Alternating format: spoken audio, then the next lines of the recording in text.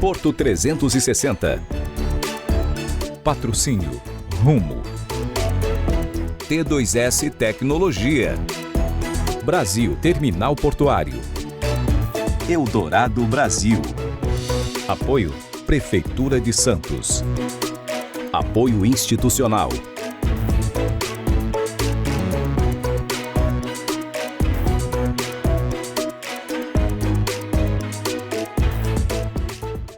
Olá, está no ar Porto 360, nosso espaço semanal para debater assuntos importantes em relação aos portos internacionais, portos do Brasil e principalmente em relação ao Porto de Santos. Esta semana vamos debater inúmeros assuntos aqui no Porto 360, principalmente a questão da estabilidade jurídica que é tão importante para o Porto de Santos e também a relação do planejamento, como é que a gente está olhando o nosso Porto de Santos para 2030. E para isso recebo o nosso secretário de Planejamento e Inovação, Fábio Ferraz. Fábio, obrigado pela tua presença, prazer enorme te ter aqui pela primeira vez no Porto 360. Olha, eu que agradeço, essa satisfação de estar aqui com vocês, falar um assunto tão importante para a nossa cidade, para a nossa região, tudo que se relaciona ao Porto está no coração da cidade de Santos. Então, é de fundamental importância que a gente possa estar aqui sempre muito próximo.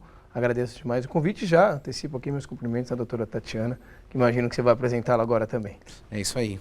Nosso secretário antecipou e a nossa convidada desta semana é a advogada Tatiana Scaranello. Tatiana, doutora, obrigado pela presença, prazer enorme te ter aqui com a gente no Porto 360.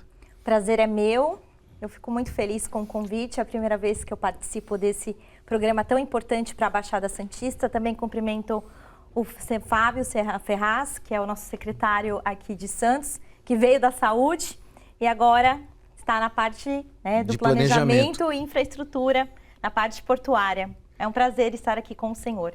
Já que você fez essa colocação, muitas pessoas falam que acertadamente hoje o Fábio está numa posição bastante importante, fazendo a parte de planejamento e inovação, uma vez que fez um excelente trabalho na área da saúde, preparou aí a nossa cidade, aí, principalmente para enfrentar essa pandemia que nós enfrentamos. Doutora Tatiana, quero começar logo com a senhora falando da relação do imposto. A gente vai falar de planejamento, vai falar de inovação, mas a gente precisa saber de onde vem o recurso para que a gente possa fazer isso. E o Porto de Santos mudou principalmente a arrecadação do ISS para 5%, comparando com outros portos e assim sucessivamente.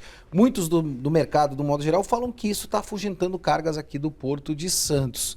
Qual é a tua percepção em relação a esta questão e se necessariamente a gente precisa rever esta condição para o Porto de Santos ou não? De fato, a questão da carga tributária é uma situação que não apenas afugenta a parte das cargas do Porto de Santos, mas também em relação a todo o empresariado do nosso país. No entanto, eu não vejo com certa preocupação apenas em relação ao ISS, essa majoração da alíquota de 3% para 5%, mas eu vejo em relação aos demais tributos, PIS e COFINS, não apenas por conta da carga tributária, mas também por conta das obrigações acessórias. Então, desde o início do governo federal, dessa gestão do Jair Bolsonaro, eu sempre defendi, juntamente com os demais professores da FGV, uma simplificação do PIS e COFINS, que é algo que, de fato, onera bastante a atividade portuária, mais do que o ISS. E mais, lógico, nós temos essa elevação da alíquota que todos estão criticando bastante, principalmente os operadores portuários, porque de 3% para 5%, principalmente em relação a serviços de capatazia, aí nós já temos o Terminal Handling Charge, que é o THC. Enfim, nós temos uma arrecadação tributária do ISS expressiva aqui na cidade de Santos, por conta dos serviços portuários, mas uma característica essencial do imposto, dentre todos os demais tributos, é a sua retribuição. Então, nós temos essa questão de retribuir à sociedade. Então, o Porto, de fato, ele está no município de Santos, diferente de outros portos brasileiros que se encontram numa área mais afastada do centro urbano. Claro. O Porto tem essa relação com o município.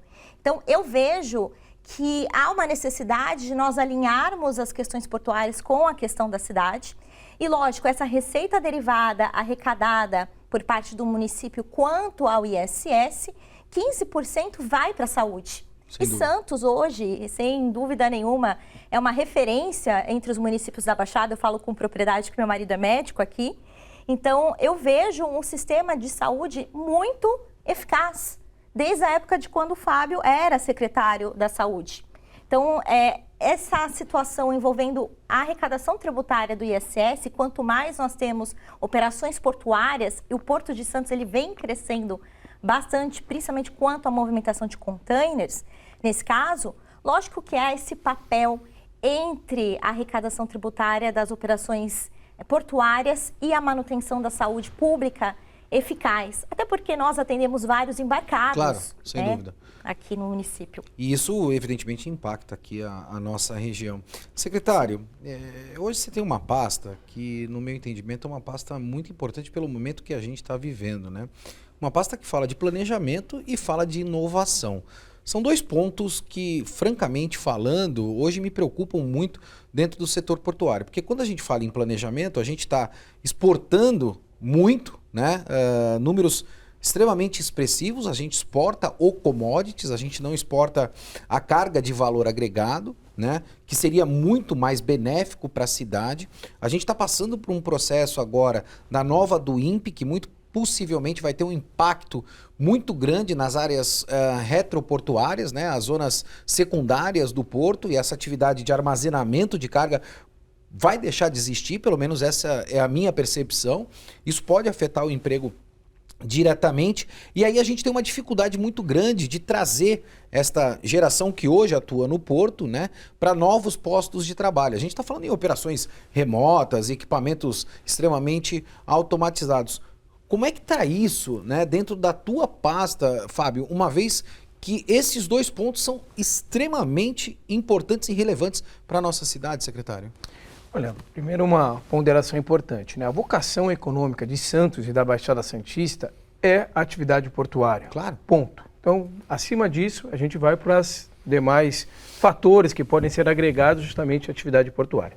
E até só, bem rapidamente, é importante também a gente destacar, por exemplo, a questão do ISS, né? O que foi feito em 2018. Foi uma comparação, a gente levou a alíquota de ISS ao mesmo patamar e fizeram juntas duas margens, então Santos e Guarujá, ao mesmo patamar dos demais portos brasileiros, né? E o que a gente percebeu? Não houve uma diminuição, tanto do ponto de vista de volume de cargas, quanto do ponto de vista de faturamento da atividade portuária. Ao contrário, ano a ano vem aumentando, só pegando esse exemplo de 2021 agora, consolidando aí o primeiro semestre, quase 8% de crescimento em relação a 2020. Então, nosso porto vai muito bem, e isso é ótimo, graças à competência justamente de todos os atores que trabalham ativamente no Porto de Santos. Agora, o ISS não é o vilão nessa história, e perceba algumas entregas importantes. Está aí a entrada da cidade, que beneficia o próprio porto.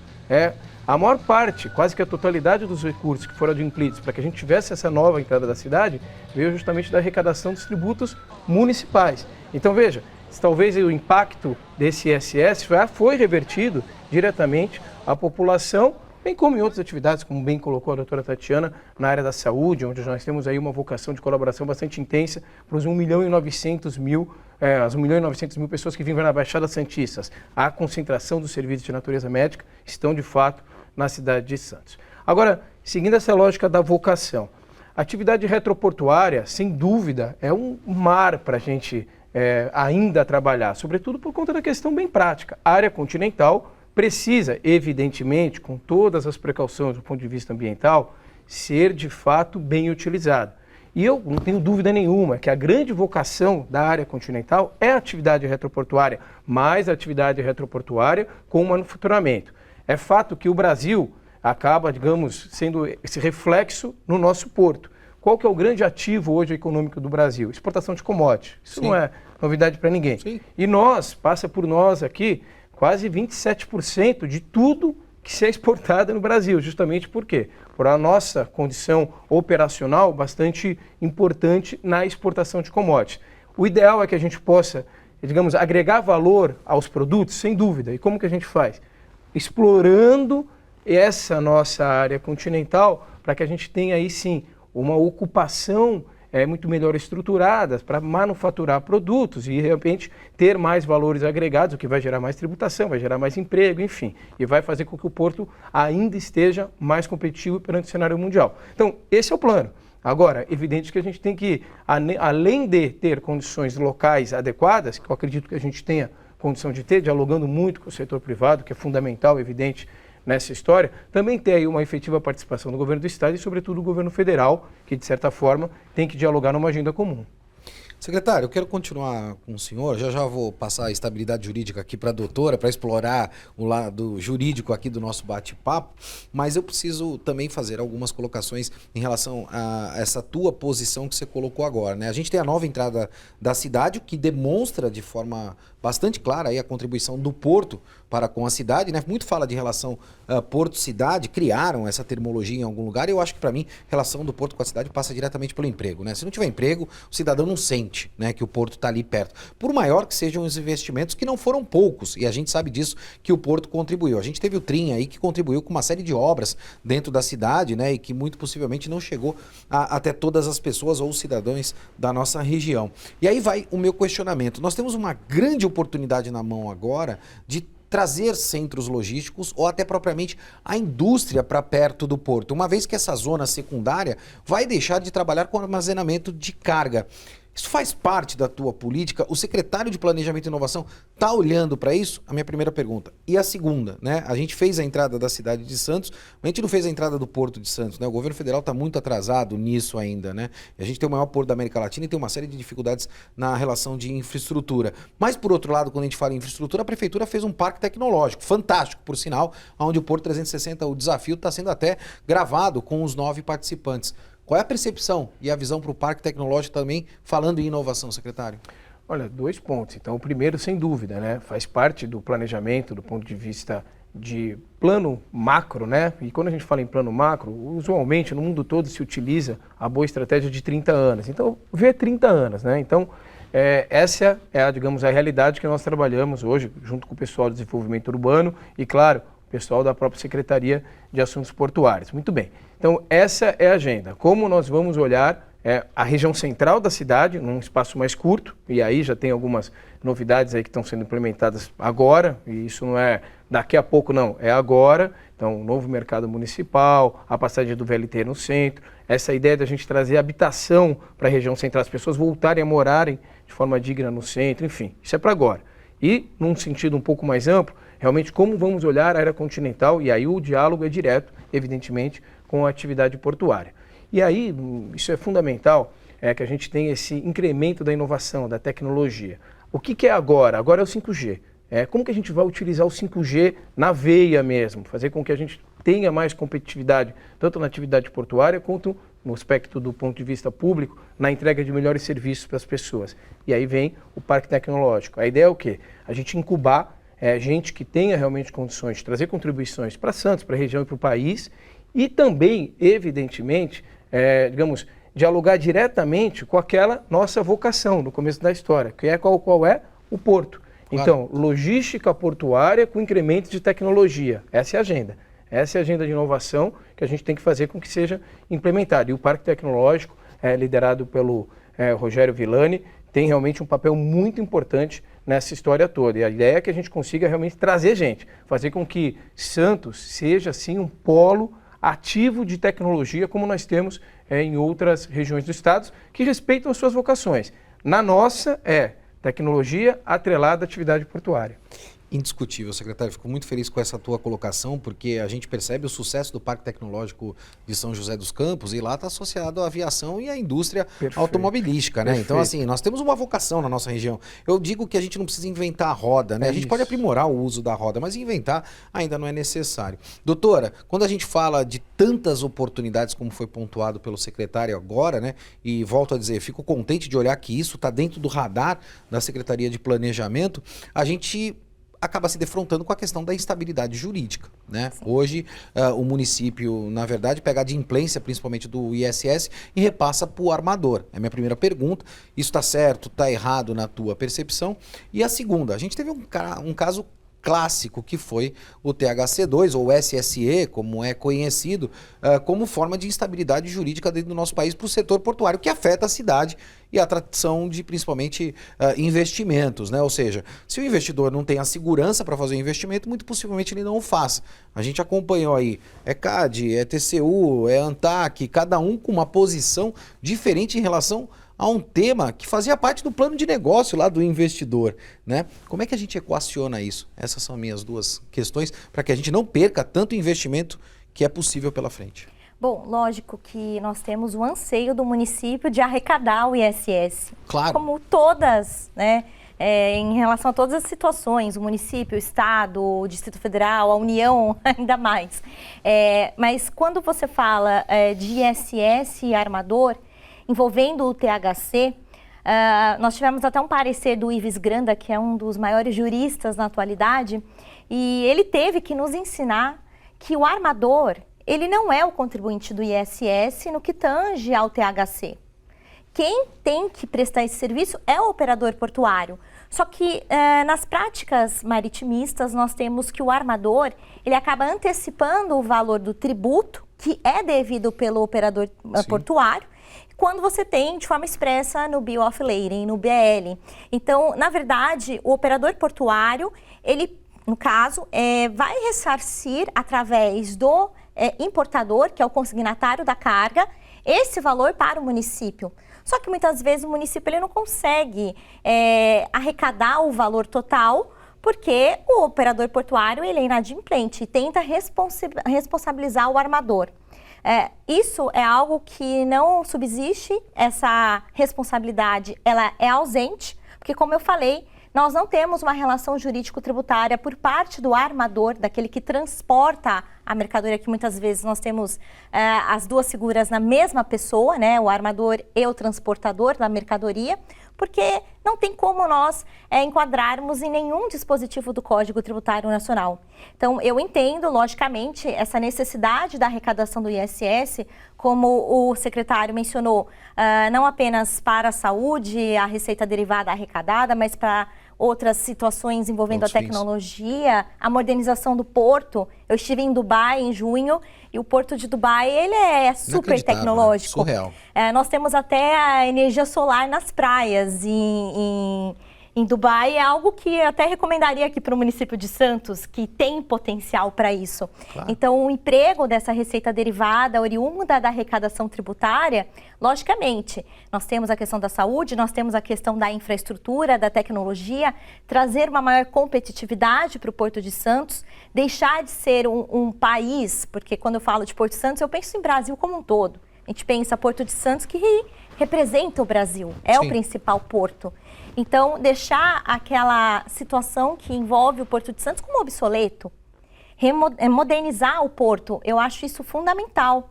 Mas ter cuidado para não responsabilizar pessoas que não fazem parte, sujeitos que não fazem parte de uma relação jurídico-tributária, que não estão numa regra matriz de incidência tributária. Antes de eu passar para o secretário, eu quero te fazer uma pergunta, que eu adoro fazer essa pergunta, secretário, para todos os advogados que vêm aqui, né?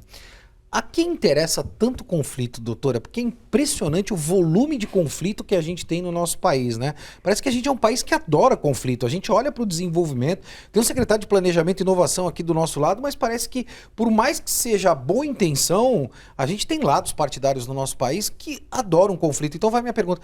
A quem interessa tanto conflito, doutora? Olha, isso eu vejo não apenas no direito tributário, tanto que eu até defendo a arbitragem tributária de forma... veemente. Inclusive dei uma palestra segunda-feira com o professor Olavo, que é uma das maiores autoridades e procurador do Estado de São Paulo. Vejo que isso é uma maneira de desenrolar vários conflitos que nós temos na seara tributária, principalmente envolvendo o ISS. Mas o problema que eu vejo, Maxwell, é em relação às leis. As leis são muito complexas no Brasil. Então, muitas vezes, até na questão ambiental, você tem uma competência que é de todos os entes da federação, mas, na verdade, ninguém se vê competente. Aqui em Santos, nós tivemos um caso envolvendo, em relação à dragagem no Porto de Santos, ali no canal.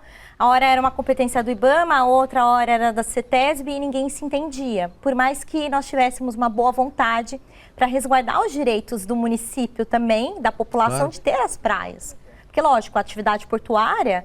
Você tem a dragagem e cada vez mais, aumentando o calado do porto, né, a profundidade, você vai tendo mais ressaca. Então, você tem que ter uma infraestrutura melhor. Só que, por conta de conflitos, você não consegue ir para frente para a resolução de problemas. Então, eu vejo um problema principalmente quanto às leis brasileiras, que elas são muito complexas e muitas vezes elas não possuem uma validade jurídica na prática. Secretário, fico impressionado depois desse depoimento, como deve se sentar nessa cadeira de planejamento e inovação, né? Porque, na verdade, com tanto conflito, por melhor que seja a boa intenção, muitas vezes você se defronta pela frente com situações inacreditáveis, né? A gente acompanhou, eu acho que a doutora foi muito feliz, foi aquela situação dos bags, né? Onde o nosso ex-prefeito, o Paulo Alexandre Barbosa, você estava na gestão também, né? Teve que enfrentar ali, literalmente, para poder fazer aquela obra naquela localidade. E me parece que funcionou e funcionou muito bem, né? A gente fica discutindo para ver se vai funcionar e não sabe se realmente na prática funciona ou deixa de funcionar. E aí vai o meu questionamento, né, secretário? Muito se fala dessa relação do porto com a cidade, todo mundo gosta de usar essa terminologia, né? Então, qualquer lugar que você vá, eu acho que a gente trouxe isso da Espanha, eu trouxe da Europa, né? Alguém viu esse nome lá e trouxe para cá. Mas na tua secretaria, né? Quando se fala de porto-cidade, a gente está falando do que, secretário? A gente está falando da integração, de fato, né? Então, fazer com que o porto e a cidade sejam uma coisa só, ou a cidade e o porto sejam uma coisa só, como de fato são. Então, essa, digamos, é a grande agenda, né? Então, sem dúvida, nós fomos aí inspirados em alguns portos europeus que, de certa forma, já conseguiram avançar um pouquinho. Eu vou citar um porto que nem é tão relevante do ponto de vista global, mas que avançou muito nessa lógica, o Porto de Bilbao, na Espanha. Então, é uma integração muito consistente entre a cidade e a atividade portuária naquela localidade. Talvez seja uma boa referência. Mas eu só queria até, se você me permite aqui, Maxwell, porque, claro, de fato, essa questão do planejamento e a inovação, sobretudo, isso não é no Brasil, mas no Brasil talvez um pouco mais fortalecido por conta, infelizmente, da nossa grande, digamos, divergência do ponto de vista de ideologias políticas, né? Mas, sobretudo, a inovação na esfera pública, ela muitas vezes é prejudicada. E prejudicada justamente até os advogados. Eu sou advogado de formação, então fico bem à vontade em falar isso, mas na esfera pública o pessoal às vezes tem um pouquinho de dificuldade de inovar. Por quê? Porque o inovar significa que você vai sair do comum, você vai fazer algo diferente. E a lógica qual é? Olha, vamos fazer isso? Ah, tá, tem precedente? Não. Ah, então se não tem precedente, não tem valia. Ué, mas espera aí, o que eu estou querendo fazer é inovador. Se é inovador é diferente, portanto não tem precedente. Sim. O pessoal no direito gosta de usar o termo latino statu quo. Então vamos manter o statu quo, significa mais ou menos manter como está. Bom, se você tem um ambiente em que você pretende sempre a manutenção do statu quo, não é o ambiente adequado para a inovação. E infelizmente, a gente tem sim no Brasil esse, digamos, dogma do que a administração pública tenta o statu quo, tenta continuar como está e vamos indo. Pô, pera lá, isso não é bom para a inovação. Então, claro, por isso que é importante a gente ter o quê? Aí sim, um planejamento faseado, digamos, com ideias que possam ser implementadas, mas aí vem a questão da implementação, ou seja, aquilo que você planejou você conseguir de fato implementar de forma sustentável, que dialogue sim com os avanços da legislação. Então muitas vezes, por exemplo, o setor privado está bem à frente e depois vem o arcabouço jurídico para poder respaldar aquilo que já está acontecendo. Sem dúvida. Esse é um drama que a gente tem. E eu acho que no Porto, sobretudo, que é o nosso evidente tema central aqui, isso ainda é mais latente. Então são discussões que acontecem muitas vezes num ritmo em outras localidades espalhadas aí pelo mundo afora, e quando a gente vai implementar aqui no Brasil a gente tem um pouquinho mais de trava. Mas o negócio é não nos animar, né? A gente tentar sempre dialogar, tentar buscar as saídas e,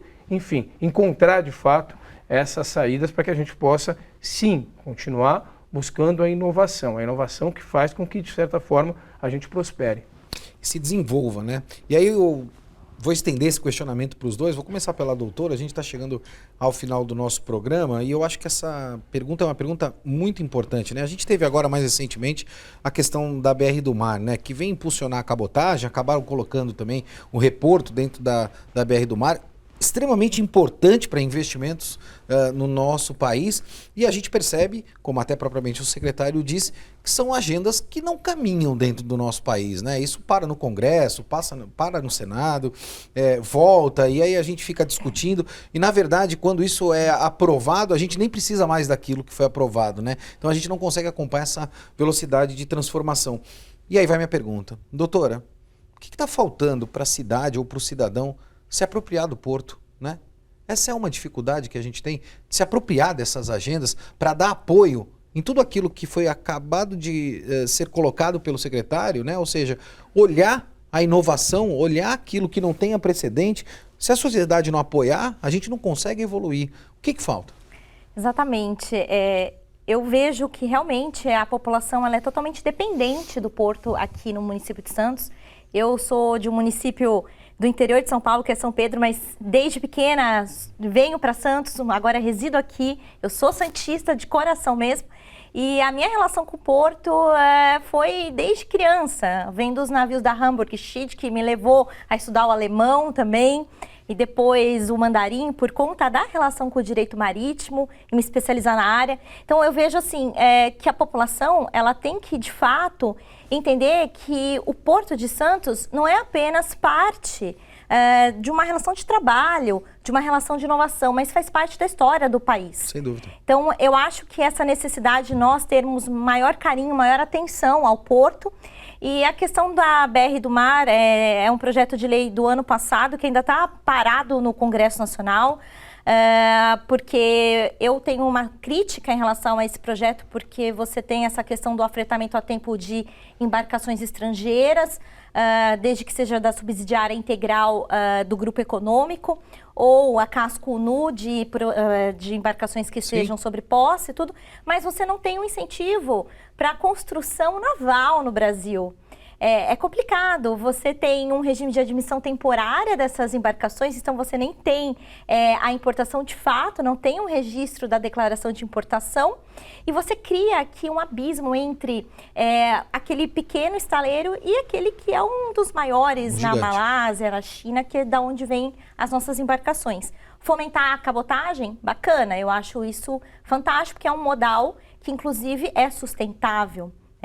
Mas nós também temos que olhar para a parte econômica, para a parte de inovação. Então, não tem como andar sem ser conjuntamente nessas duas partes. E a questão do reporto, desde 31 de dezembro, praticamente, nós estamos nesse impasse. Então, esperamos que esse regime aduaneiro especial ele volte a vigorar, principalmente por conta dos operadores portuários, que, como eu falei, o ISS ele não é o vilão. O problema se chama PIS e COFINS, principalmente, e o SMS na importação, que é muito pesado na atividade portuária. E muito me preocupa, até propriamente, porque o custo acaba se elevando, uma vez que a gente tem o dólar batendo na casa aí de 5,50, muitas vezes próximo de 6, e a gente tem uma dependência muito grande de produtos acabados. Secretário, preciso te perguntar também, né? O que falta para o cidadão se apropriar do porto definitivamente na tua percepção, para que possa apoiar essas pautas, essas agendas que são importantes para o desenvolvimento? Qual é a tua visão? Olha, primeiro há um distanciamento natural, porque historicamente as decisões mais relevantes referente a todos os portos do Brasil acontecem em Brasília, onde não tem mar, diga-se de passagem, né? Verdade. Mas existe uma relação histórica, então, claro que gradativamente isso tem que mudar. Então, realmente, as decisões, melhor dizendo, referente aos cada um dos seus portos, claro, seguindo um regime único que seja estabelecido no país todo, mas também considerando as particularidades de cada uma das localidades, devem ser tomadas nas respectivas localidades. Então, as decisões que influem sobre o Porto de Santos devem ser tomadas na Baixada Santista. Maior participação da iniciativa privada. Já foi-se o tempo de a gente ter realmente o poder estatal, de certa forma, muitas vezes, incomodando, atrapalhando, burocratizando excessivamente. Burocracia, na essência do termo, não é ruim, porque a burocracia uniformiza. Excesso de burocracia é péssimo. Sim, então, isso é absolutamente necessário, ou seja, descentralizar, ter a maior participação da iniciativa privada. Naturalmente, acredito que com isso, as tomadas de decisões ficam mais próximas dos cidadãos locais. E a partir do momento que isso acontece, há uma participação maior, ainda maior, no porto e no dia a dia do porto. Não posso aqui dizer, aliás, voltar a dizer, o porto é a essência de Santos, o porto é a essência da Baixada Santista, simbolizando do ponto de vista tributário, Então, poucas cidades no Brasil têm, do ponto de vista de arrecadação, a ordem de tributos como o Santos tem. Aqui, primeiro ISS, sim, depois IPTU, depois ICM. Ou seja, a grande maior parte dos municípios ou primeiro ICM ou primeiro IPTU, a maior parte IPTU. Muito bem.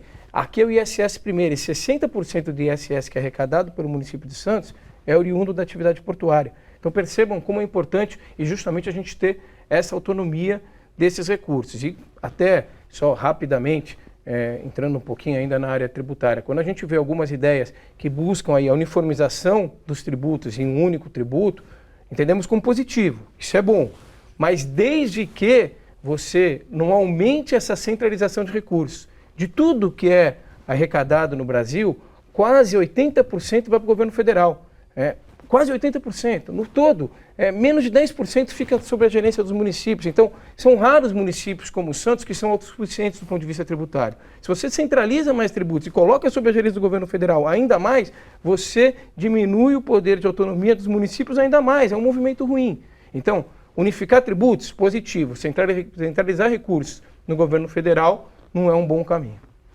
Concordo, secretário, e para que o cidadão entenda, né, principalmente a percepção que eu tenho, sempre costumo também me apropriar desse exemplo de um grande amigo meu que eu gosto bastante em relação ao setor portuário. Ainda bem que na aviação nós escolhemos um modelo mundial para tirar bagagem, né? Então, quando a gente sai ali, o avião acaba pousando, a gente vai lá, vê a nossa bagagem e leva embora, né? Porque se nós tivéssemos escolhido o modelo de liberação de carga, igual é no setor portuário, a gente teria desistido e deixaria a nossa bagagem lá, tamanha burocracia que a gente tem para liberar, principalmente cargas nos portos do Brasil. Secretário, obrigado pela tua presença, prazer enorme te ter aqui. Quero, francamente, deixar à disposição o Porto 360 para que a gente possa tratar de mais assuntos relacionados a planejamento e, principalmente, você sabe que eu sou incentivador dessa pasta, inovação. Eu que agradeço a oportunidade de estar aqui com você. Então, já me sinto convidado e vou voltar aqui sempre que tiver oportunidade. Também parabenizar a doutora, muito sólida nas suas colocações. Parabéns realmente também pelo seu posicionamento. Obrigado, é um prazer estar aqui. Eu quero agradecer também à doutora Tatiana, que foi extremamente acessível para que a gente pudesse convidá-la e estar aqui presente no Porto 360 também. E é como eu sempre digo, né? Grandes profissionais, grandes atores, grandes líderes são acessíveis, né, doutora? E eu quero te agradecer pela tua presença aqui juntamente conosco. Também gostaria de lhe agradecer e lhe presentear com o meu livro de Direito Tributário. Tem um capítulo que trata sobre as 3 propostas de reforma tributária que tramitam no Congresso Nacional. E eu também defendo a unificação de tributos, como o secretário mencionou. Eu defendo a PEC 45, que cria o IBS, que traz um pacto federativo cooperativo, né? Centralizando a arrecadação tributária do ISS, mas dando mais autonomia aos municípios também em relação à receita arrecadada do IBS. Extremamente importante e relevante. Diálogos sobre direito tributário e financeiro, que podem impactar no planejamento e na inovação. Eu vou ficando por aqui, movimentando muito mais do que informação. Forte abraço e até semana que vem. Porto 360. Patrocínio Rumo. T2S Tecnologia. Brasil Terminal Portuário. Eldorado Brasil. Apoio Prefeitura de Santos. Apoio institucional